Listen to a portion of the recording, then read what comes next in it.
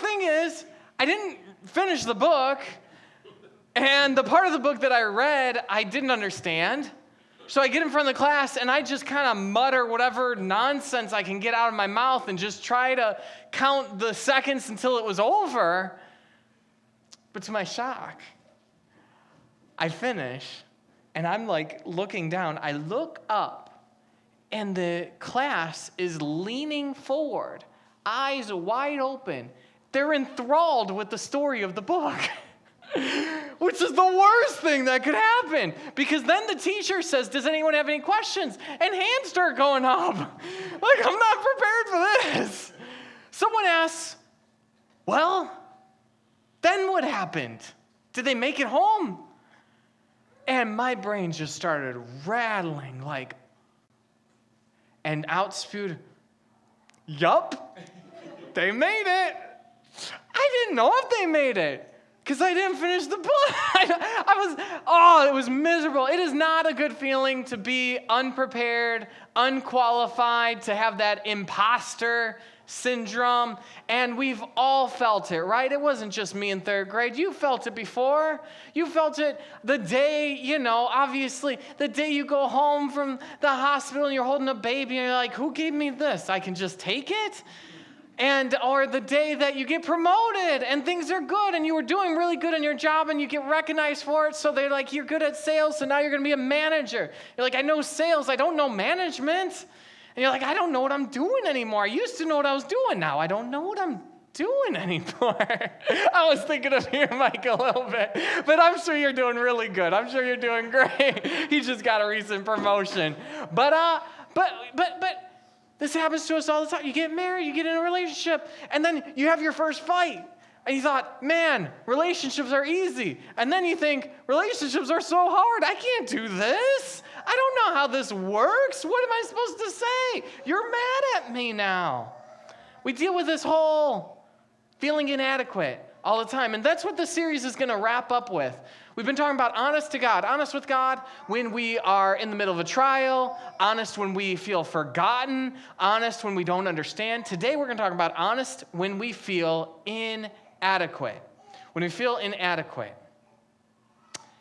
And if there is anybody who had a right to feel inadequate, it was the scene, the day when the burning bush spoke to a man who had been in the wilderness for 40 years doing nothing but taking care of sheep.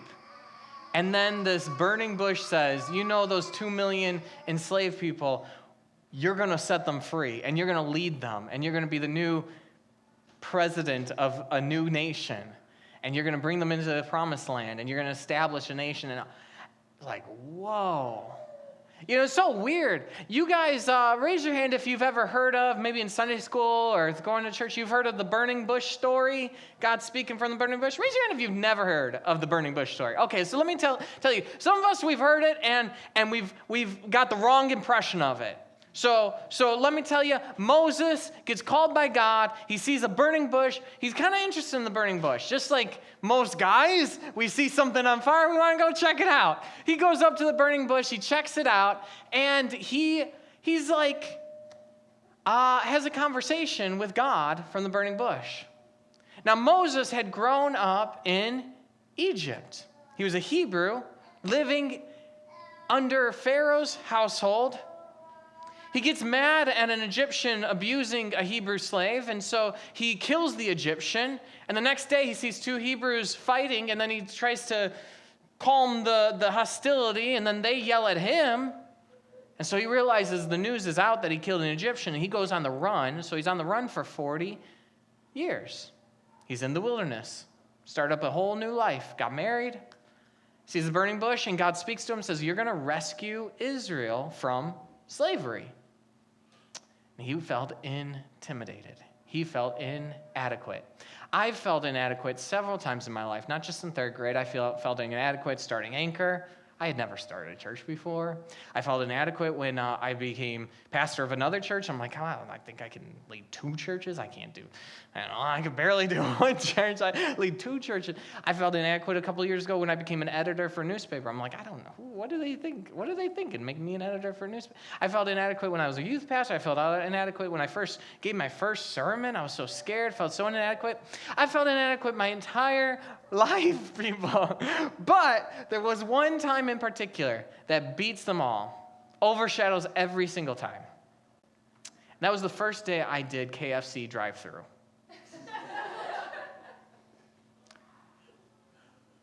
Nothing like, oh, you think KFC? I would rather give 1 million sermons to 1 million people than do KFC drive-thru again. Do you know what KFC drive-thru is like? Well, okay, so let me tell you, as a pastor, I have the weight of people's souls on my shoulders. But when you do KFC drive-thru, you have their 12-piece family meal on your shoulders. You have a major responsibility. Do you know that every single KFC drive-thru worker, operator, is under a strict timer?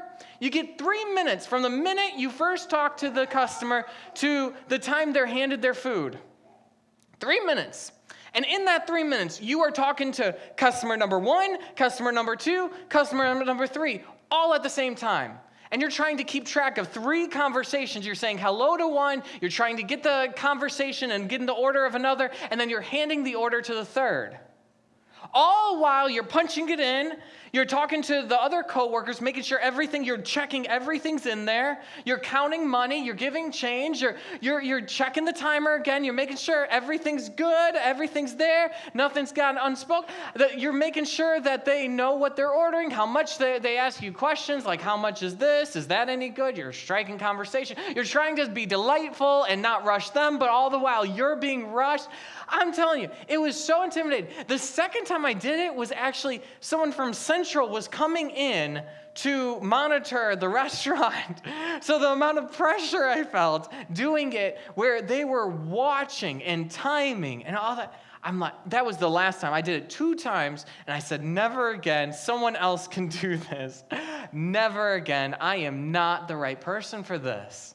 And we've all felt it. Moses felt it. What did Moses do when he felt inadequate? Now, we read the story, and I've heard the story 1,000,000 times, and I read it through Sunday school and all that, and I always look at the negative. And maybe you've heard it preached before, and we talk about the negative. What did Moses do wrong? But today we give Moses a little credit, okay? Moses did 2 things right, and he did 1 thing really, really bad. Really bad. God mad at him. So we're going to talk about the 2 things Moses did right first, though. We're going to start with the positive. God says you're going to bring the people out of Egypt. He says, I've heard their cries. I'm going to rescue them, which means, Moses, you're going to rescue them. And Moses does something good. He asks some questions. What does Moses do? Moses prepares. He prepares. He asks lots of questions to God. He says, first off, who am I? Who am I? Who am I that I should go to Pharaoh, bring the Israelites out of Egypt? Who am I? It's a good question, actually. It's not a bad question. God gives you an assignment, you say, why me? That's okay. The second question Moses asks is, who are you? Not a bad question. He says, suppose I go to the Israelites and say to them, the God of your fathers has sent me to you. And they ask me, what's his name? It's like asking for the password or something like, what do I say? From there, we get one of the most magnificent pieces of scripture. We don't have it on the screen here, but it's going to be God revealing himself. He says, I am Yahweh. We get the name of God in this whole interchange. So this, I believe, is a positive thing. Later, he's going to say, well, what if they don't believe me? And what God's going to do is he's going to be like, here's 3 signs you can give them. You see this stick, throw it on the ground.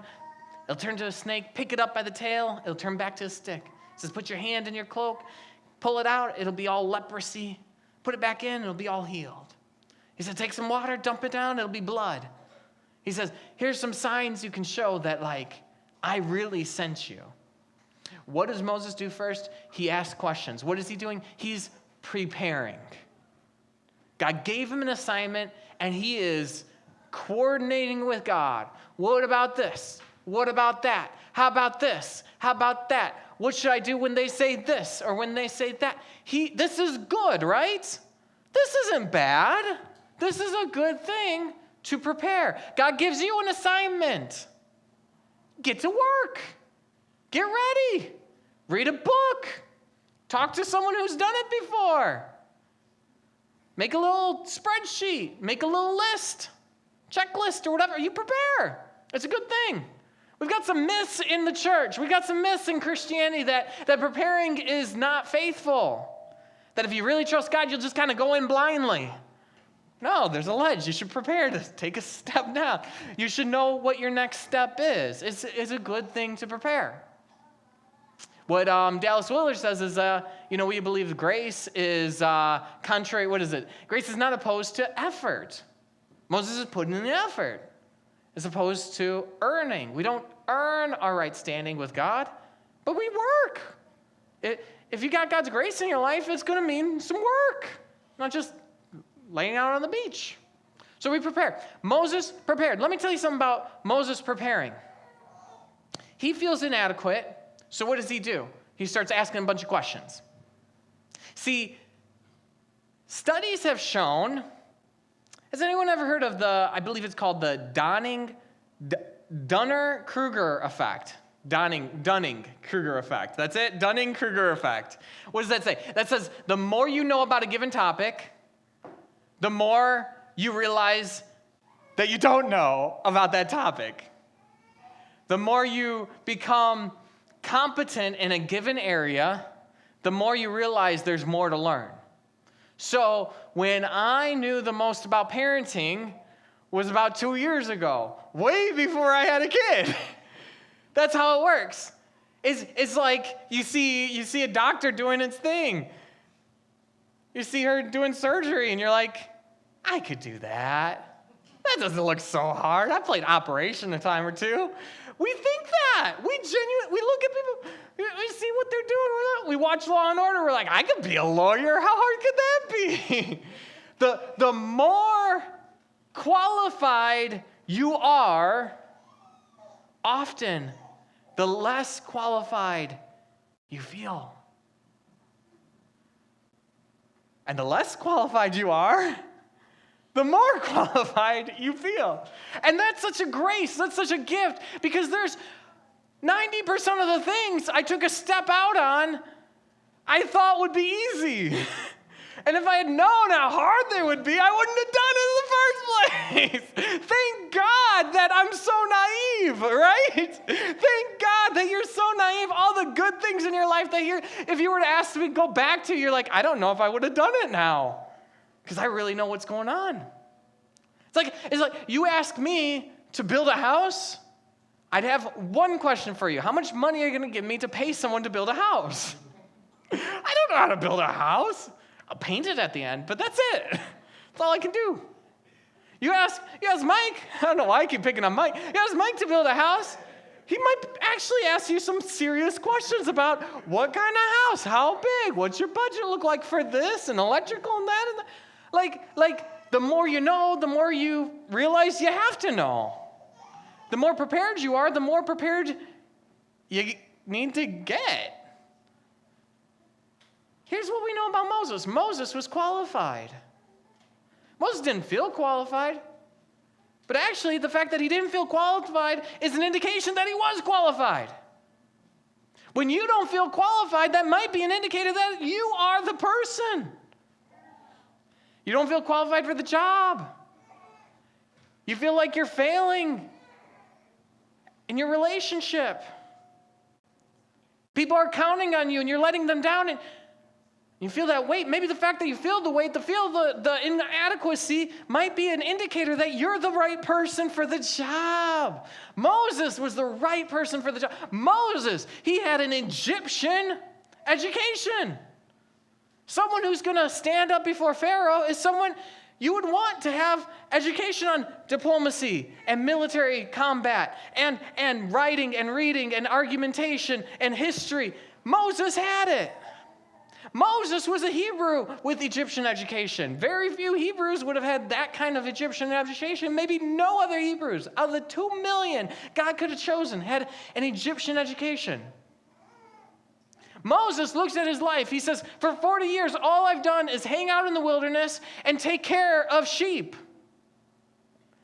And God says, I have an assignment for you. For the next 40 years, I want you to hang out in the wilderness and take care of people who are going to act like sheep.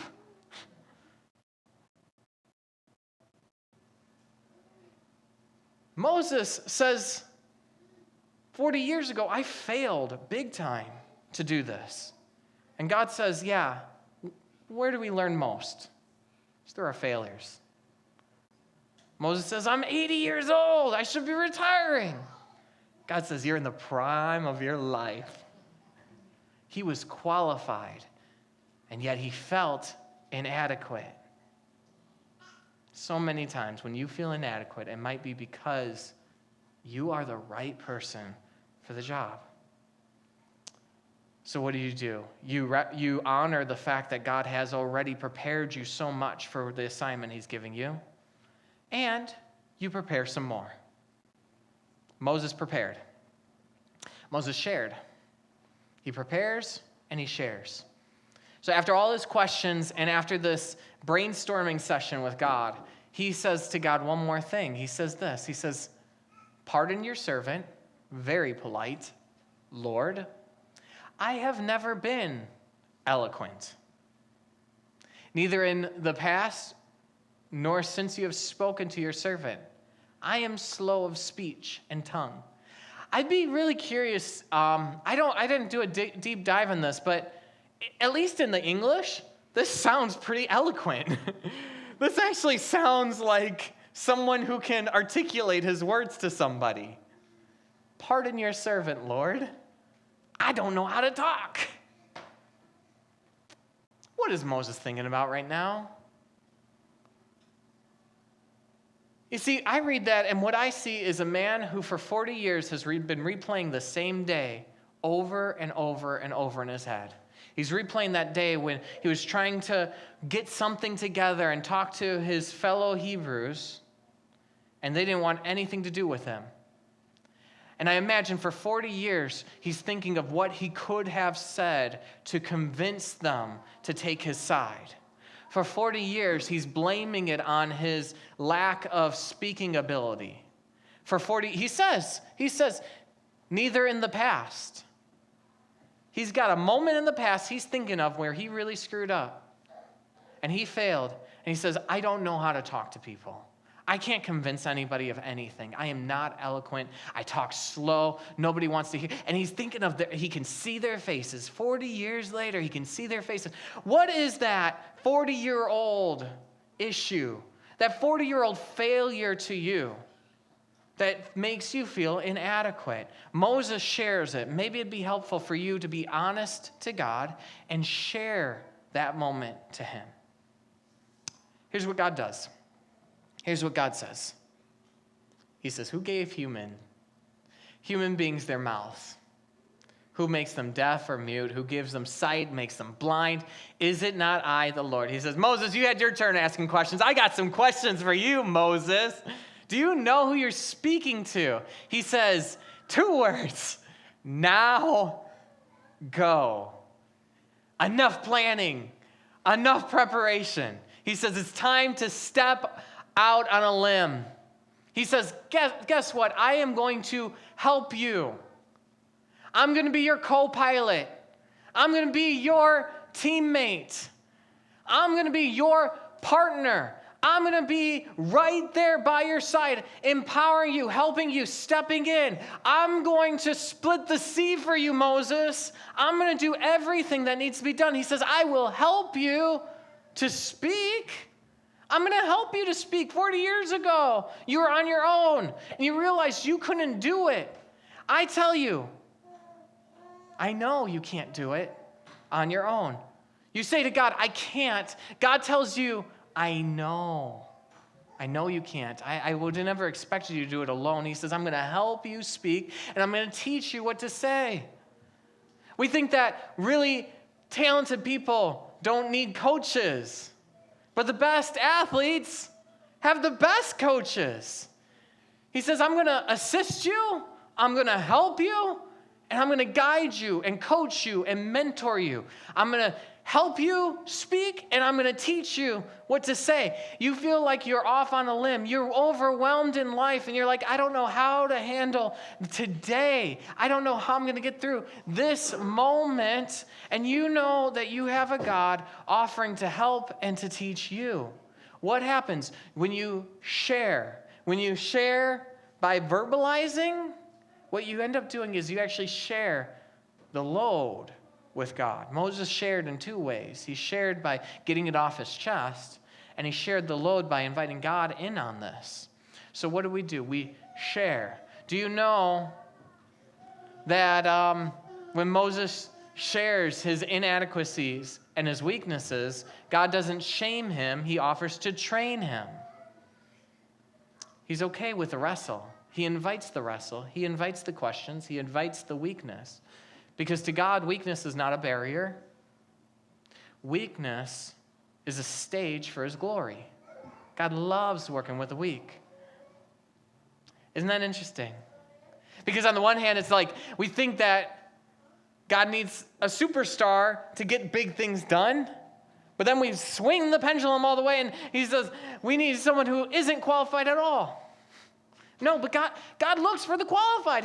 Moses was prepared, but he felt weak. And that is like the perfect recipe for God to work in a person's life. So what do? We prepare. We do the work. We realize what makes us prepared for the work that we've done. We remind ourselves, I've been doing this for some time. Maybe I can handle it today. We prepare. We share. We tell God, I can't do it. You prepare. You say, I can do it. You share. You say, I can't do it. But what you don't do not do this. What Moses did. Do you know this last thing Moses did? This was it. This was the problem. Do you know? Here's the thing. In the entire Bible up until this point, all of Genesis, we do not read that God gets angry. The flood, he wipes out humanity. He's not mad, he's grieving. Cain kills his brother. He gives Cain grace. Lamech just starts killing people. And God is like, we got to do something about that. But he doesn't get angry. Abraham, do you know some of the things Abraham did? Not good. Jacob, he was a mess. God doesn't get mad at any of these people. He doesn't get mad. He doesn't get mad at Babylon for building a tower. He doesn't get mad at them. No, but he gets mad at Moses. What does Moses do? Moses refuses. How does he do this? In Exodus 4, he says this. He says, pardon your servant. Lord, please send someone else. Which is the nicest way to say, you can't make me. After all that, after all the planning, after all the brainstorming, after all the, if this happens, then we'll do this. If this happens, then we'll do this. Moses says, okay, no thank you. No thank you, God. He refuses, and it says, and the Lord's anger burned against Moses. I read that, I think, God, you're overreacting. God, are you kidding me? The man's scared. Why do you get angry at Moses? He's dealing with stuff. The anger of the Lord. Well, there's one side bit here as we learn, what does God do when he's angry? He says, what about your brother? What does God do when he's angry? He helps still. He shows grace still. He keeps inviting Moses to partner with him still. But why is he angry? One reason could be, Moses, you should be trusting God by now. You just picked up the snake and it turned into a stick. Like, trust the guy. He knows. I mean, you tell me, if you can turn a snake into a stick and back again, like, I should trust you. I think there's another reason why God gets angry. Why does God get angry at Moses? Here's the problem. Here's the problem we got. My generation has. Maybe not your generation, unless you're a part of my generation. My generation grew up on Disney Channel and Express Yourself and Dream Big and Shoot for the Stars, and you could be a famous rock star and live your own life on the side. And we grew up with this whole dream big, live life to the fullest. And what we think is that God is calling us to that. God's calling us to be famous. God's calling us to do something great, be great. And we think that God's calling in our lives has to do with us. And when we put that on Moses, we're like, well, Moses didn't want to do it. That's fine. You know, he has different dreams, like staying in the wilderness with sheep. And we think that it's like an optional thing. But from God's vantage point, what does God see? God sees the cries of the people of Israel. What does God see? God sees an oppressive Egypt who's throwing kids into the water and killing babies. God sees people who are worked to the bones who can't take it anymore. They have hit their limit. What does God see? God sees the need. God sees people crying out for help. And Moses is like, someone else will do it. What does God see? He sees the need. What happens if you're walking past a pond and you see a kid drowning? You think his parents are going to be like, I'm sure you had other things to do. You think his parents are going to be like, I'm sure you were just scared to get in the water yourself. Or I'm sure your shoes were too expensive to get wet. I understand. No. Why does God get angry at Moses? Moses knew firsthand that the people needed him. Viktor Frankl, in his famous Man's Search for Meaning, he talks about his experience in a concentration camp. And he gives this observation. He says that of all the people who did not survive, and there were a lot of people who died in those concentration camps, he says the people who survived were not the strongest, they're not the smartest, the fastest. They weren't even the most well-fed. The people who survived the concentration camps had something in common. They knew that there was someone on the other side who needed them. What Viktor Frankl said is, he who has a why to live can bear almost any how. Later, he would go back and he'd open up his practice again, and he would have suicidal patients coming to him. And instead of being soft and kind and gentle to his patients, what he would say is, there are people who need you. And he saw results. And I'm no psychologist, I'm not giving advice, but he would talk about how telling people how much life demands of them and having people realize what life needs from them and the people in their lives need from them, what that would do is that would be a powerful tool to even break depression to be needed. And so when Moses refuses God, he's not just refusing God, he's refusing the 2 million people who needed him.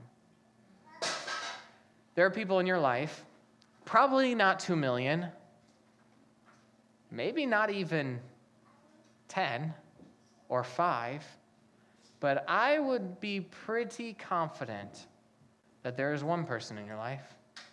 For some of you, it might be 2 or 3 or 4 who need you. They need you to be at your best. They need you to be healthy. They need you to take that step forward. You're not living out this calling because of the adventure. You're not living out this calling that God has put on you because it's fun. Jesus didn't go to the cross to be fulfilled in his life because he dreamt of living a big, broad life. No, he went to the cross with the joy set before him because he was thinking of us, because people needed him. God is calling you to something because there's somebody on the other side who's going to benefit, who absolutely is going to thank God because you said yes to God. So what do? When we feel inadequate, when we feel like there's too much we can't handle, we prepare, we do the work, we remind ourselves of what we've already done, and we get to work, we get busy, we plan, we prepare, we educate ourselves. What do when we're feeling inadequate? We share with God, we tell Him our honest reality of what's going on and how we're feeling. We say, God, I'm not doing this without you. God, help me. God, teach me. What do we not do? We don't refuse God. We do not refuse God. We prepare, we share, and we proceed. We take a step forward.